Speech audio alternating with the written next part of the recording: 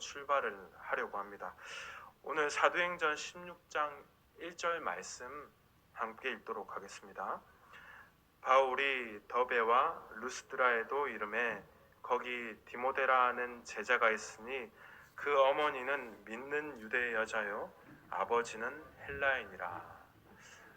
바울이 전도여행 2차 전도여행을 시작하면서 여기 더베와 루스드라에 도착했다라고 기록되어 있습니다.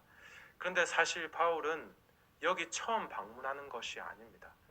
1차 전도여행 당시에도 특히 루스드라에 방문했던 적이 있습니다. 이 루스드라에서 어떤 일이 일어났었습니까? 사도 바울이 여기에서 복음을 전하다가 강경한 유대인들에 의해서 심한 구타를 당하고 돌팔매질을 당해서 시체처럼 버려져서 성 밖으로 내팽개침을 당하였습니다. 바울이 여기에서 죽을 뻔한 위험한 일을 겪었다라는 것입니다.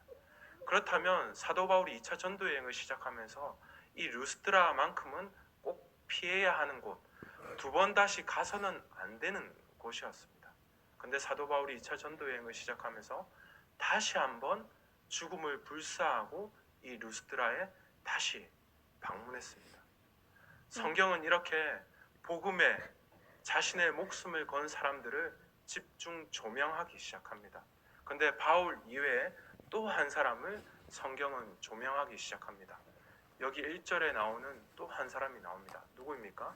디모데라 하는 한 사람입니다. 그런데 이 디모데를 성경은 어떻게 소개하고 있습니까?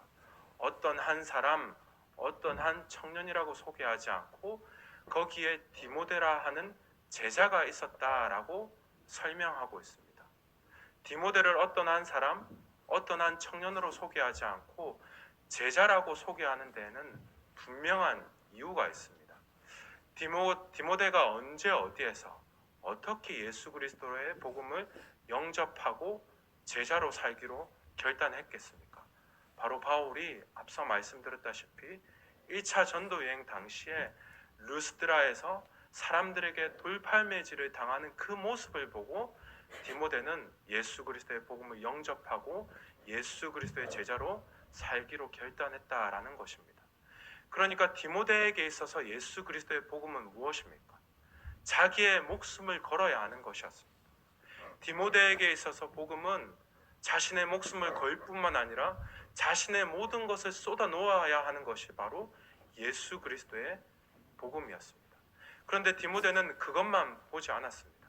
디모데에게 있어서 바울을 통해 본 예수 그리스도의 복음은 죽음보다 강하고 이 세상의 어떤 능력보다 강한 진리의 복음이 바로 디모데의 복음이었습니다.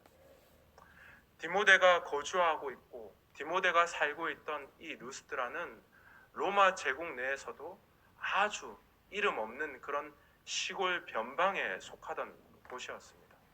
뿐만 아니라 로마 제국 내에서도 전도 유망한 사람들이 얼마나 많이 있었겠습니까?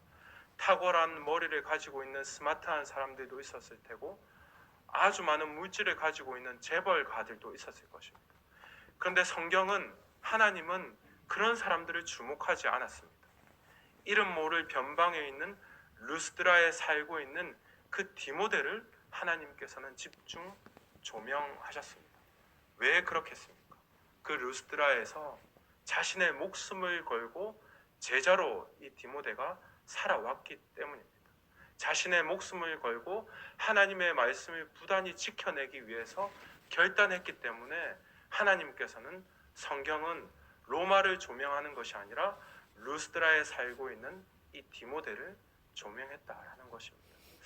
저와 여러분들도 올 한 해를 되돌아보면서 나는 어떤 삶을 살아왔는지 한번 생각해 보셨으면 좋겠습니다.